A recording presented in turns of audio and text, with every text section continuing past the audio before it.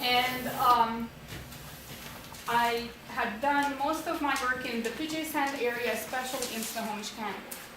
So in Snohomish County, because of the challenges that we have to deal with, things that we have solved and designed are actually now looked at through other places, because we managed to have functioning rain gardens on clay soils that often drain 1.08 inches an hour. That's what you would call that really, really slow and bad drainage. And so we had created some solutions with several teams that I had worked on with. I had actually the opportunity to chair the Sustainable Development Task Force for Snohomish County for a long time. I worked with the Snohomish Conservation District and engineers there. So my background is actually low impact development and horticulture. I'm a horticulturist and I'm an arborist.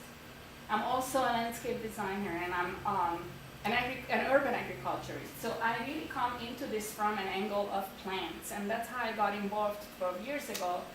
The team that started the Sustainable Development Task Force in Snohomish County at the time was looking at low impact development solutions, and everybody was an engineer. There was nobody who understood plants. And I was really interested in their work, and I had some communications with them, and they asked me if I would like to join their team. And I said yes. So at the time, actually, we still didn't have the very first rain garden handbook. That came out after that. And then now that we had got the second one up and running, I was part of the team who did create that second handbook. And if you don't have it yet, I strongly recommend that you do order it. It's a WSU publication, so you may even be able to get some for free for that matter. So for that manual, I worked very closely with the Stormwater Center in Puyallup, which is a WSU extension. And I have one copy, so I'll send that around here so you can look at it. And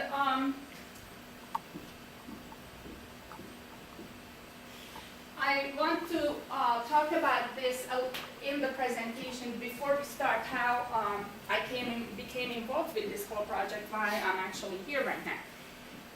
In order to have a good conversation, I don't want to just preach to the choir or speak about things that you already know pretty good. I'd rather address issues that you need help with or you have questions about. If you could give me your background and how much you know about rain gardens and what your interest in this and what your field of study is, that would really help me. So can we start on that end? My name is Elisha, and I'm a civil engineer. Mm-hmm. I have a great interest in plants. Have you done any rain garden design and bio-infiltration, bio-retention? Yeah? No. No, okay. I'm also a civil engineer, grad student, and PR officer for Emerging Green Builders. I haven't been any rain garden design or bio-retention either, so it's just something for me. Okay.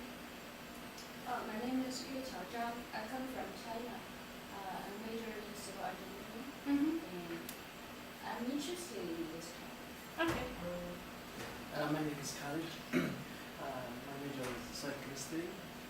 I don't have any idea about this, but I'm interested for stormwater. Mm-hmm. And I think that is Okay. it. Hello, my name is Patrick Fries, and I work with Khaled in the Soils Department through the graduate program, Okay. and we're working with capturing metals from stormwater, and it's part of the LID out of Puyallup, Mm-hmm. working with Marcus Fleury. Good. Okay. Yeah. And Curtis and Man and Yeah. the rest of the group. Okay. Yeah, and so Jim suggested it because Okay. because it could be useful. Then we're just working with compost right now. No bioretention or any Mm-hmm. rain garden systems at all. So Good. it's all new to me. All right. Yeah. I'm Karen. I have a background in landscape design, landscape horticulture, and I'm a new student in civil engineering. And I've done the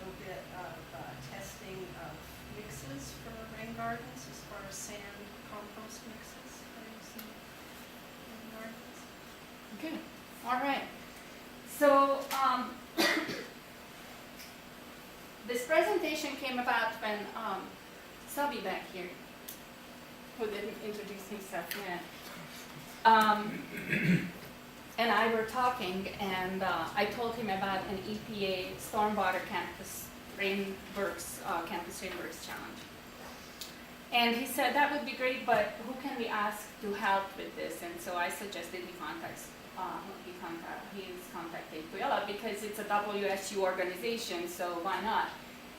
But they just sort of bounced the ball back and said, well, we are very busy over here, but Zsofia could help you, so maybe contact her. So it's like, okay, well, that's my mom. So here I am. And I'm pretty busy too, but I made an exception that, okay, if he calls me up, okay, I'll be here. So that's how I came to be here. I'll have my glasses just in case if I can't see through my nose. And, hello.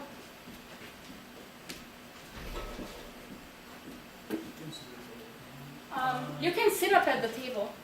Yeah. And there are pens and paper, so, yeah. Could you introduce yourself really quick? I'm Peter. Yeah, I'm from Taiwan. Okay, do you have any background in rain gardens, stormwater? I've first through the menu, regarding menu, and yeah, I think I have a little idea about rain garden. Yeah, I have a little idea about Little idea, okay. So rain gardens are very small scale bioretention systems. And in this presentation, I'll be going through from step 1 all the way to finished installation. And the goal of this is that when you communicate about rain gardens, you will be able to actually talk about them in the full context to somebody who is not a civil engineer and who's totally new to the whole idea. Rain gardens are a system that don't require engineering, actually. So landscape designers and landscape architects can also design them because they are small. However, as a civil engineer, if you are working on a small project that will be falling in the state of Washington at the moment between the 1 and 5 minimum requirements, MR 1 to 5, then you will not only be required to solve stormwater challenges even on the east side of the state of Washington, first and foremost now, with a rain garden solution, as long as you can infiltrate the water, but you will also have to sort of create the whole plan for it. As a civil engineer, you will be able to model the hydrology of that system. But the goal now is that, and we're going to talk about plants in really big detail because there is some really good information in the handbook. However, you can get some more background about that. I had seen a lot of rain gardens in the past 12 years fail because engineers thought about everything but the plants. And if the system is not designed well with plants, it will fail. It can even lead to extra nitrification. It can add phosphate to your overflow. So it's very important that you understand the whole system because you will be designing actually an ecosystem. And if you do have access to a horticulturist who does understand rain gardens, I strongly recommend that you call on their help until you get really good with plant material. And some of the things that we will be looking at, this is obviously mostly for Western Washington. We can talk about what works in this area right here. But you coming in here from all over the world, and you will be going back to all over the world, so you will have to be able to adjust your designs to wherever you end up being. Rain gardens are not only small bioretention systems, but they really are a better solution overall. Large bioretention cells are still centralized. The whole idea of low impact development is mimicking what nature does. And nature doesn't centralize solutions. You don't have one gigantic tree in the Palouse to produce all the oxygen and do all the habitat service. But you have a lot of trees. All together you have the volume of canopy, and it's the same thing with rain gardens versus bioretention cells. If you have a really large functioning system, it looks good and it works, but it still does not solve the problem of where rain fell. Rain fell somewhere else. Rain gardens enable you to infiltrate that water as close to the location rain fell as possible.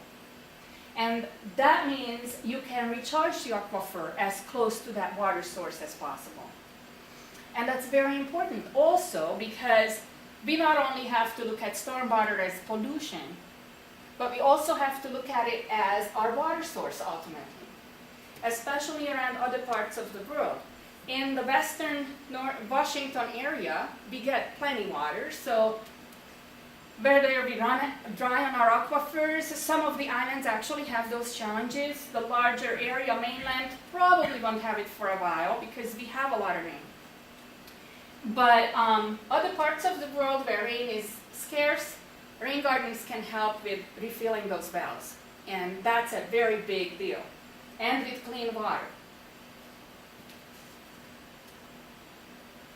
So this is something that you can see here. It's the Puget Sound of Washington State.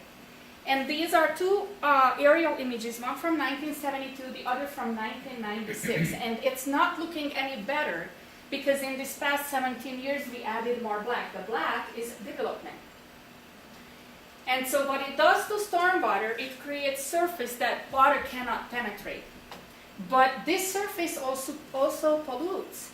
So it has roof runoff, it has road runoff, it has a lot of toxins in that water now that wasn't there before. And this is true to all human development around the globe. That's part of the reason why low-impact development is such a hot item actually in Asia and in Europe. In the US, we are catching up.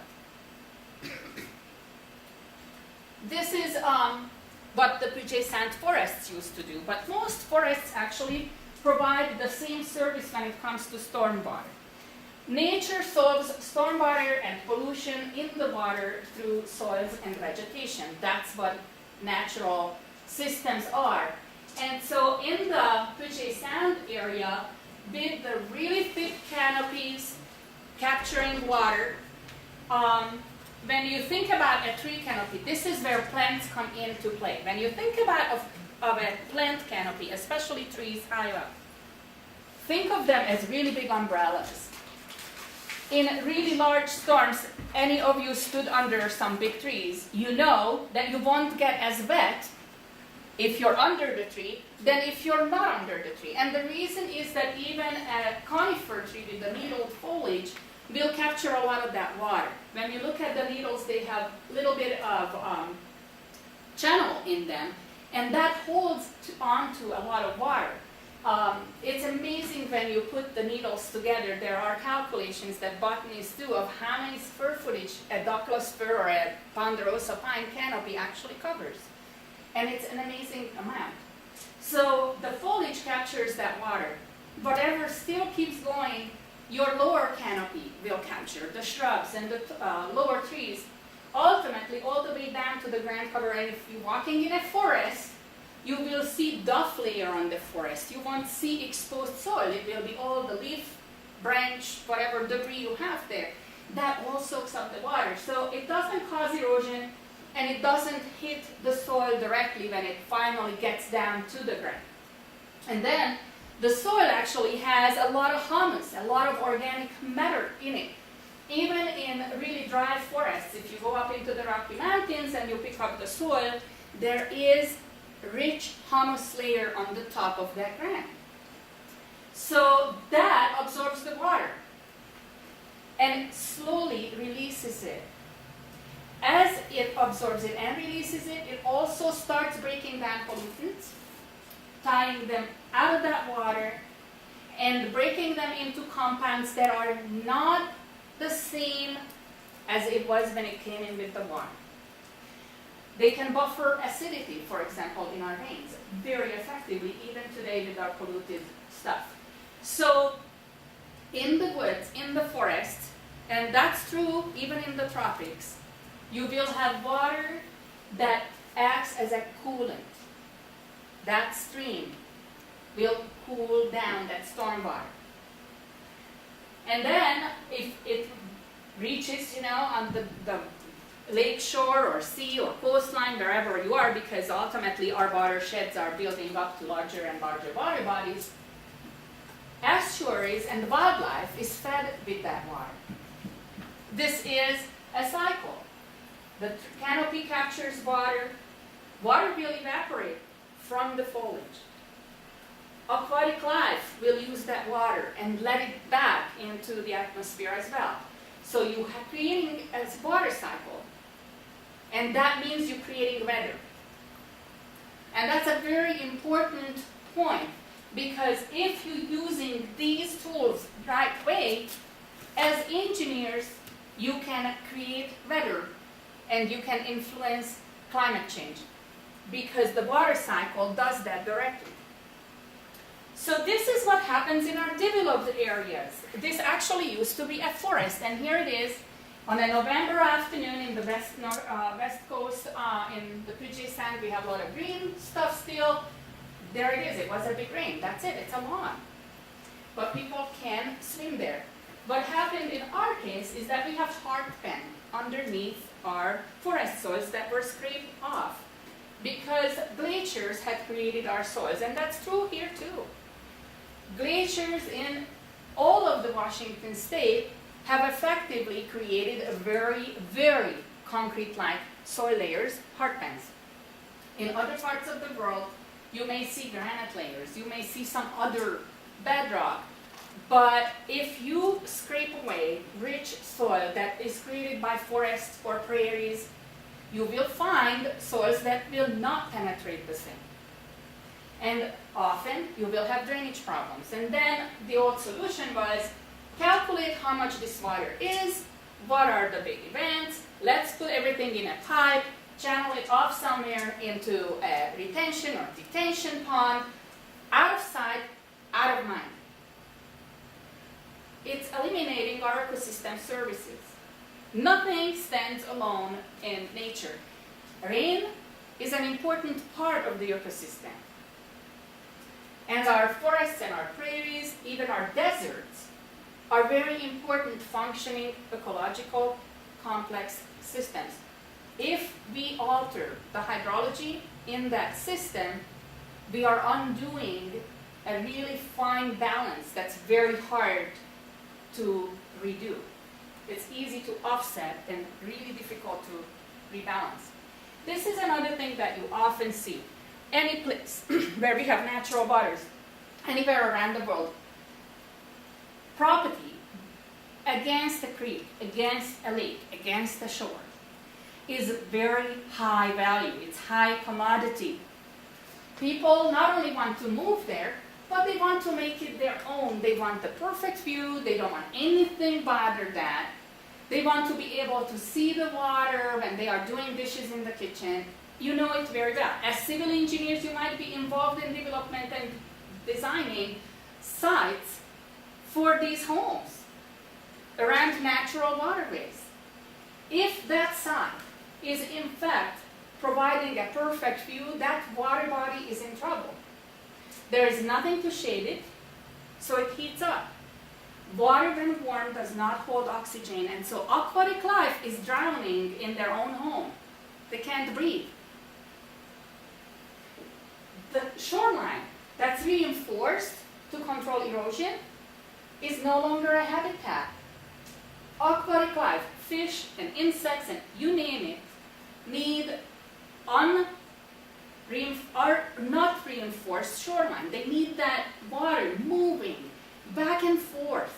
Little gravel, little holes.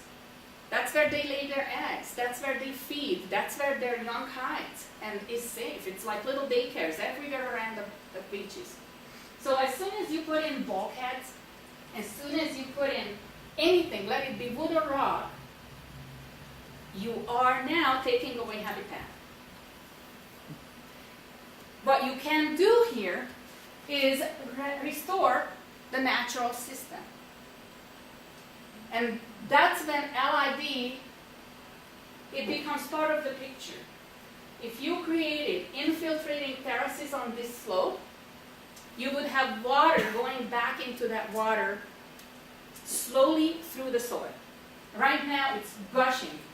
Another thing that is really rarely thought of, grass, unless it's on a prairie and it's meadow grass, lawn, sod, turf, whatever you want to name it, it doesn't infiltrate water back. It actually saturates and sheet flows very quickly. And so whatever was applied to this grass to look this green will wash right into the natural waterway nearby. Lawns are part of the problem. And that's anywhere around the world. Lawns, as we know them, are not a native plant on planet Earth. We have meadows, we have pastures, we have prairie, we have steppe, we have all of these different open areas with varied, diverse vegetation. Lawn is a monoculture, and it's not a native plant.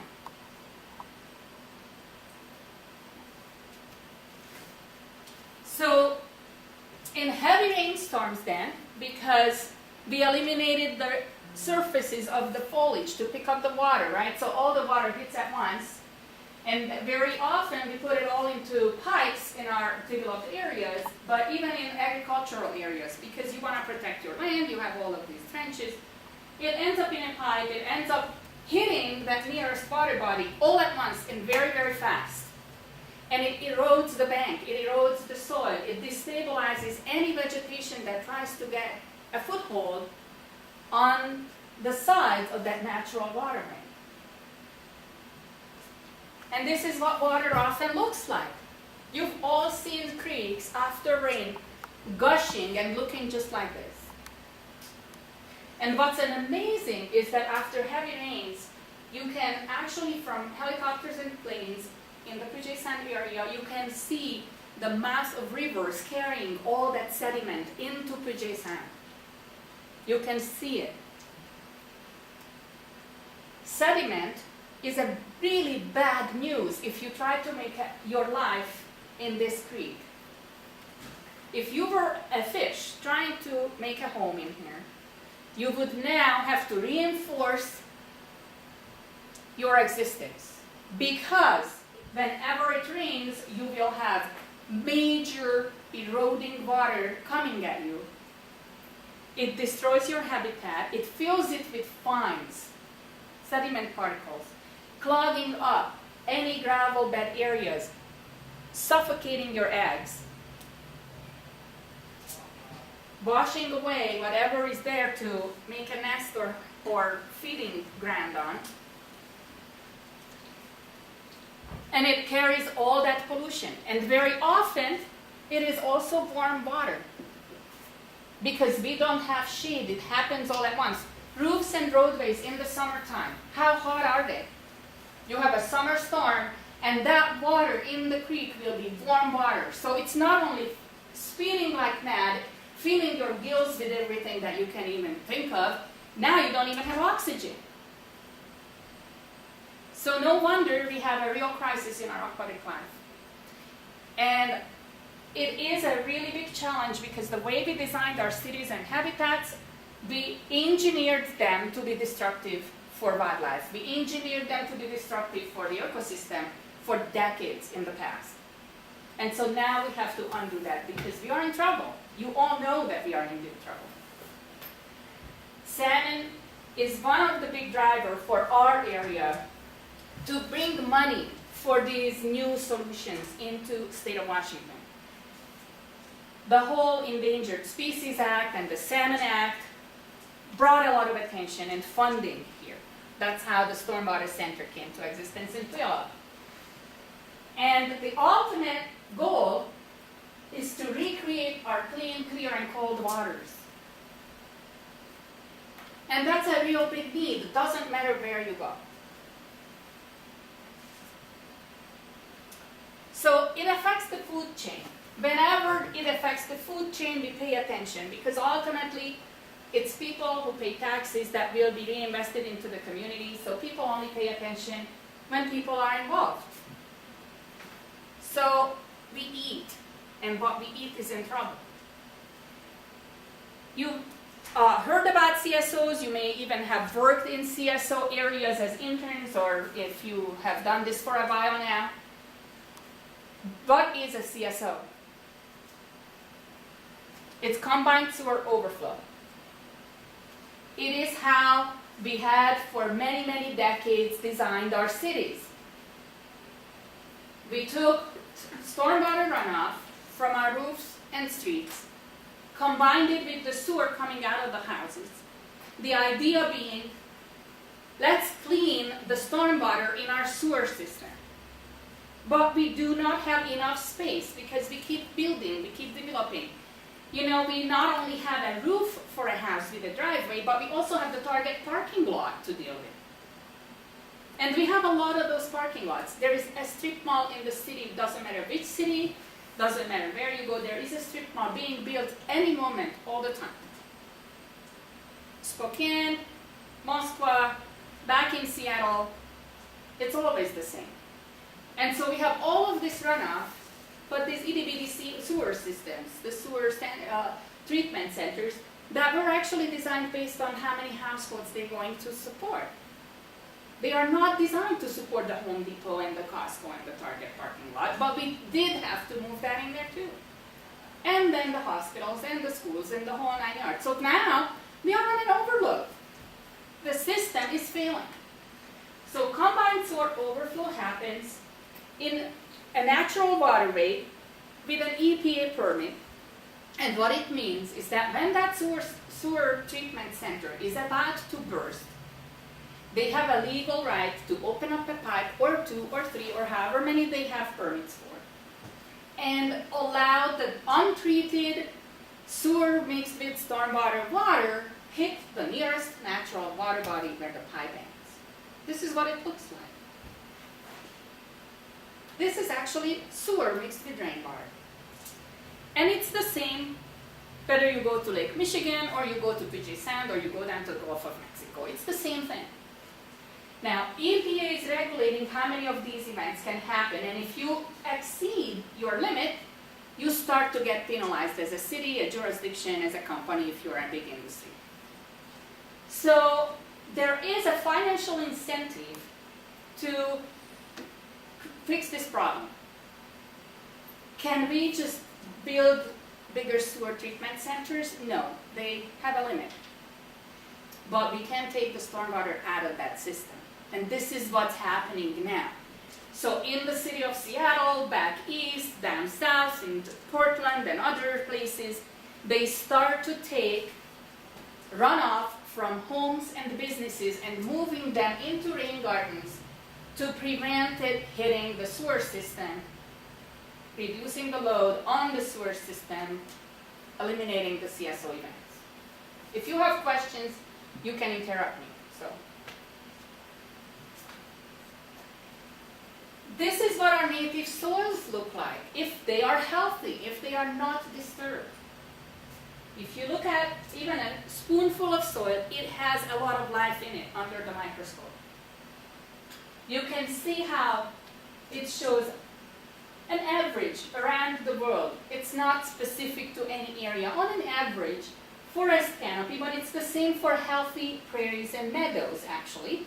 The foliage captures most of the rain and transpires it back into the atmosphere. Some will be absorbed in the soil, and then eventually it moves through the soil and finds the lake. A little bit is running off. Now, when we develop, this is what happens. Go up to any of the new houses around here and pick up a spoonful of soil. Look at it under the microscope. If you find anything living in it, you were lucky. Because there is nothing in it. It's scraped away. It's disturbed. It's abused. It's too dry. It's too hot. It's killed with pesticides and fertilizer. So look at this, 55 to 70% runoff instead of 15%. Very little water. 35 is now down to 15% going into the soil. So in the summertime, we have very low, record low water levels. Often our creeks now dry out. If you were a fish in that creek, you die. You're done. If you had eggs in there, they are toast. No more.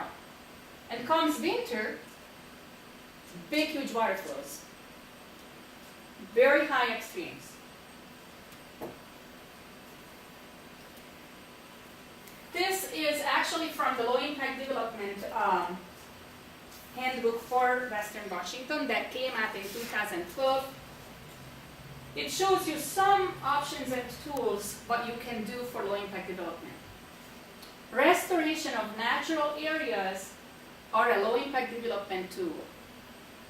So as an engineer, it's very critical that you really understand horticulture, how important it is. You don't have to become a horticulturist, although if you have time and you want to do it, I think you'd be a happy person.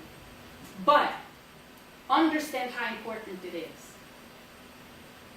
Because everything in nature works with those plants. Even in the desert, plants are there. Microorganisms, mycelium, which is fungal bodies in the ground, are all part of rainwater solutions. So this is what LID is called to do. This would take us thousands of years to rebuild. But preserving a site's hydrological function is where you can come in. And when you think about it with rain gardens, they will address your problem right at the spot. Literally at the front door of every single building.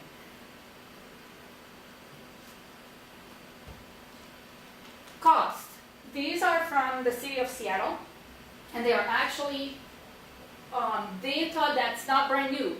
I don't really like to use brand new data because brand new data is, well, you know, so they what? They have 2 weeks of proof. You know, that's not really it, right? Well, the first low-impact development street in the city of Seattle, if you can go to Seattle and see these places, I strongly recommend it, was actually handed over to the residents in 2001. That's where it all began. The city of Seattle has an incredible team. The Seattle Public Utilities is leading the pack when it comes to this country. They're really doing a lot of research, and they're putting in a lot of effort to make this happen because they had so many CSO events. They had so many that at some point it became an issue that could bankrupt them. So they had to do something. Now, what they have found is that when you look at low impact development in a city block and you add 50-year maintenance, these calculations are based on their 10-year maintenance. This data came out in 2012, so they already had 10 years behind them maintaining that system. The block with low impact development costs $410,000, and regular traditional development city block costs $720,000. If that's not an incentive, then what is? And that's 2001 low impact development design. Since then we came such a long way that our newer systems, our newer methods actually brought that price ticket down. We now are looking at about 45% city block cost over 50 years managed with low impact development versus traditional development. So you really want to get this into your thinking, and when you talk to people, this really is a strong argument here.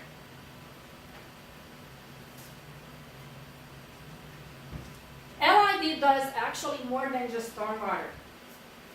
It was created for that, but it provides wildlife habitat. So now the National Wildlife Federation is looking at low impact development as a way to recreate urban habitat. It's an amazing. It adds aesthetics. If it's designed well, and that's again where a horticulturist comes into your room and helps you with it. If it's designed well, it adds an aesthetic value and it increases the property price. These places sell for higher money. And because of that, there are some businesses that really believe in sustainability and they want to participate. You change the whole dynamics of entire communities through this.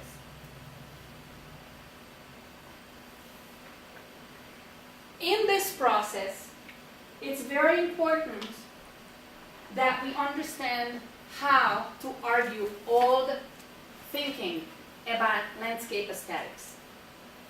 First of all, it's a secret, but I'm telling you anyway. Rain gardens are not landscaping projects. They are stormwater facilities, right?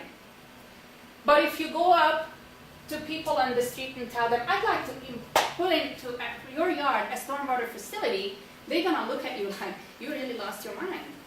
If you say, can I add a rain garden to your front yard? They will be like, oh, sure. You can help me with that?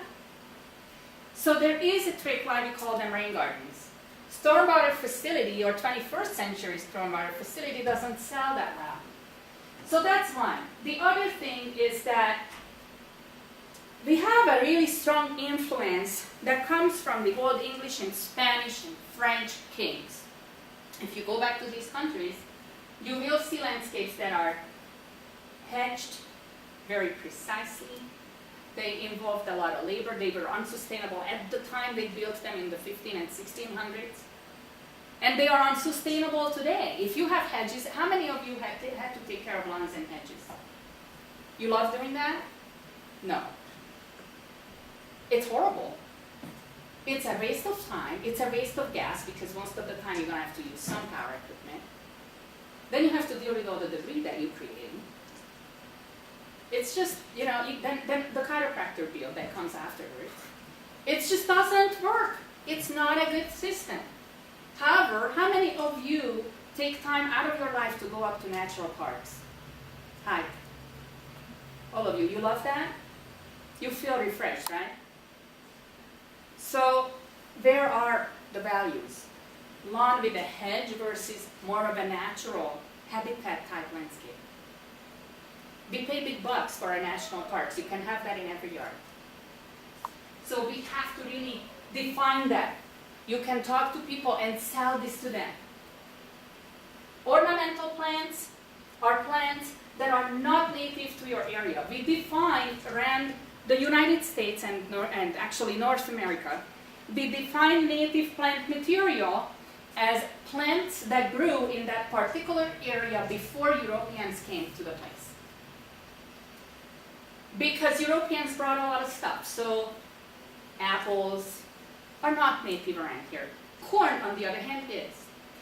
And that's for edibles. However, not all non-natives are bad, and some we actually rely on. I would have a really hard time living without potatoes that came from South America, that was brought in by Europeans. I really would miss tomatoes, same deal. And ornamentals, some of them became very important, and they are not invasive, but a lot of them became invasive. Back in the Puget Sound, we have a huge problem with English ivy, Himalayan blackberry, Japanese knotweed, English laurel, English holly. It's not against the English, but they all happen to be. And they are destroying entire ecosystems. You can't get rid of them. You plant one English holly and pretty soon the whole neighborhood has one. You cannot do away with them. They keep coming back. It's really hard to kill them without using awful chemicals that in the end kill us too. It's a problem. And they are not food for our wildlife. They don't help our soils. So some of the ornamentals actually are invasive weeds, and that's another challenge. Our native plant material on the other hand, evolved with the site. It needs less water, it needs less pesticide, it needs less fertilizer. It sort of knows on its own what to do. And wildlife also knows what to do with it. Because the birds and insects, they all recognize it as food, as shelter. So it's a win-win for everybody using more native plants. I took this picture back in Idaho because there they don't have so much understory. In Puget Sound, you could never take a photo like this of forest because you can't even see to your nose from so much canopy out in the Olympic Peninsula. If you haven't seen the rainforest yet, and you are here in the state of Washington, please schedule it in before you leave this area. Go out to Seattle, get on the ferry, and see the Olympic rainforest. You won't be sorry. So anyway, this is by Priest Lake up in Idaho in the Rocky Mountains. You can see where rain gardens came from. This is the idea. This is forest floor. These dips in the ground happen naturally as trees die, roots collapse, soil collapses as a result. You have these dips everywhere, and so when rain falls, the water collects there and slowly is absorbed. You can see Priest Lake in the background. Any rain that is absorbed into these natural rain gardens in the woods will find its way in the soil to Priest Lake and feed it clean and slowly.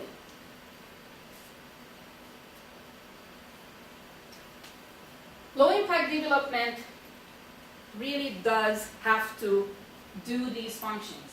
It has to soak the water in. It has to slow it down. It has to spread it out.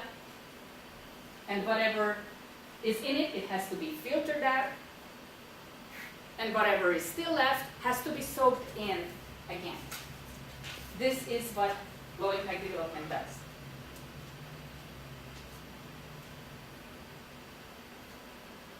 And this is how a rain garden or a well-designed bioretention cell too, basically, functions. It's a biogeochemical laboratory. It does all this because with the interaction of your engineered soil in your engineered site, you have plants that are designed to function well, and all of them together will play the game and give you the results.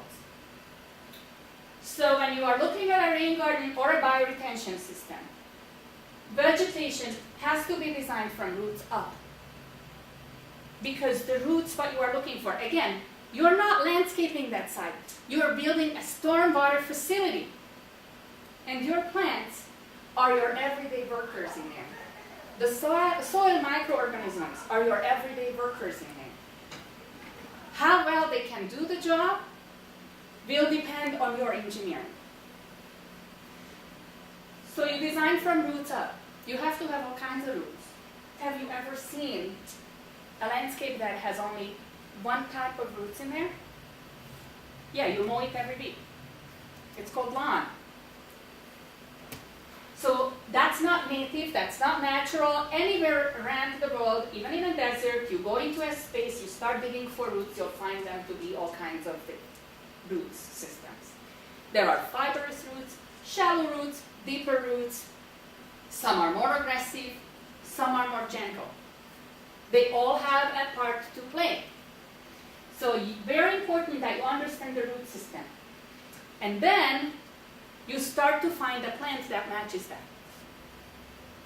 And once you have some plant selections that will give you the roots that you want, in a rain garden and a bioretention system and basically in any LID system, you're gonna have to match the plant with the site conditions, with what you have created for it. That's why you need horticulturists, and this is why also as an engineer, you have to read about plants a little bit more. Because these are retention ponds, and they are not rain gardens. We call them stormwater prisons, mosquito habitats. They are a huge failure. They actually take away from property value. How many of you would like to have a house next to this? Or have this in your front yard? So, yeah, I thought so. That's really the answer I get most of the time. Now this is what you are looking at. This is actually an old data from 1998. Curtis in Puyallup is doing incredible studies and will be publishing very soon some pollution removal rates based on different soil mixes. It's absolutely fascinating.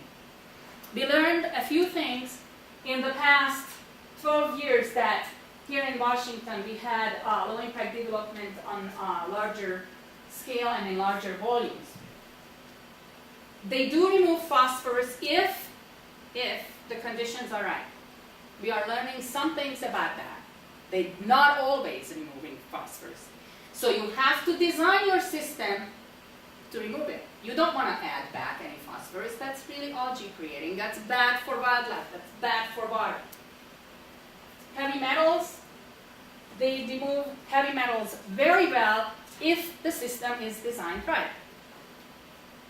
If, for example, very simple failures, you have a copper rain chain that you gather water from. Now you just undid everything that you built that rain garden for. You keep adding copper back into the system. You have a chain link fence that's galvanized, zinc, right there. And zinc and copper are those two metals that even minuscule amounts will effectively kill fish. Really toxic to aquatic life.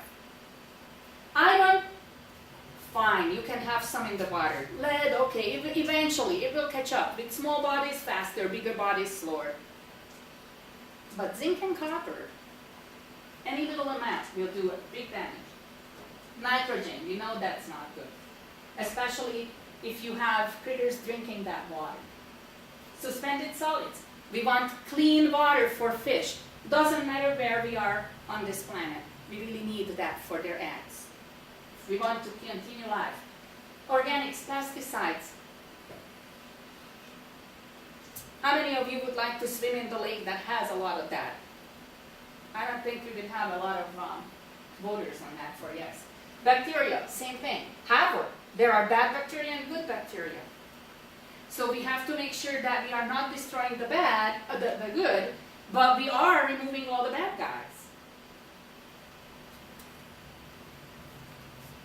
This is a very simple cross-section of a very simple rain garden. They are small compared to a bioretention cell. They are easy. You design the size of it, which is very simple math actually. You don't need to do hydrological modeling if you don't want to, but you can. If you have the computer program, use it, it's fine. You design the hole.